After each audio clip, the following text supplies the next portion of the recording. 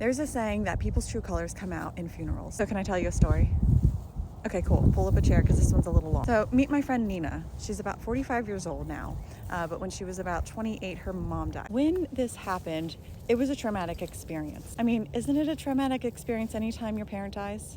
So anyway, her mom goes into the hospital because she's having some health problems, and she gets diagnosed with pancreatic cancer, and within 3 days, she died. But during the time of her stay in the hospital, the doctors and nurses were like, hey, you should probably get your final affairs in order because it looks like this is it, lady. So they get a piece of paper out and they write her final wishes on it. Thinking that that was solid and that they were going to get it notarized, they thought they were golden. But before they were able to get someone in there to get notarized, she died. And when I tell you the moment she died, Aunt Karen decides to go to the funeral home and make the arrangements to surprise the kids. And Aunt Karen really had a hard time with the thought of cremation. So as soon as Mom died, she went and escorted the body to the funeral home because she cared. And what ended up happening at the funeral home is that she was able to finagle her way into being the main person to make the plans for her funeral. And because Aunt Karen was independently wealthy, she ended up paying for the entire funeral. Because this is the first time that the kids had to do something like this, they didn't know what to do. She thought she was doing them a favor. But truly, she really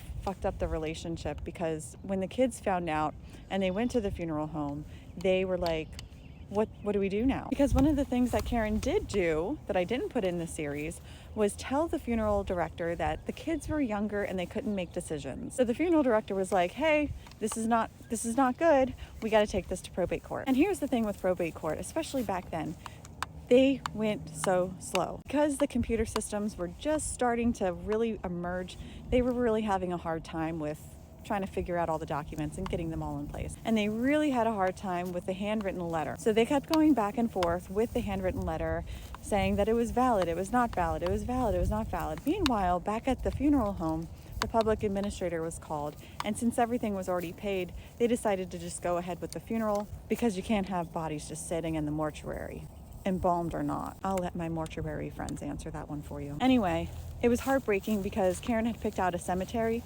that wasn't really ideal for the family, and she never visited. Now, this story does have a satisfying ending too, but kind of morbid. Kids never talked to the Aunt Karen ever again, but Aunt Karen ended up dying a few years after her sister. The same thing. No one really showed up for the funeral, so the public administrator had to take care of all the things, but they still got the inheritance. They were next in line. That's the story of RESPECT. Now, I do like to make these funny and engaging and dramatized because, well, these stories are honestly heartbreaking. And so when it comes to end-of-life planning or dealing with grief or death and dying, please reach out. Death doulas are everywhere. And if you're being called to be a death doula, I also train people how to become one. And if you just need a space to talk about your grief, I got you. Come join my school community. It's free. We have monthly workshops and weekly grief lounges. And it's free. So you got nothing to lose. So get in there. All right. Death Doula Beth, out.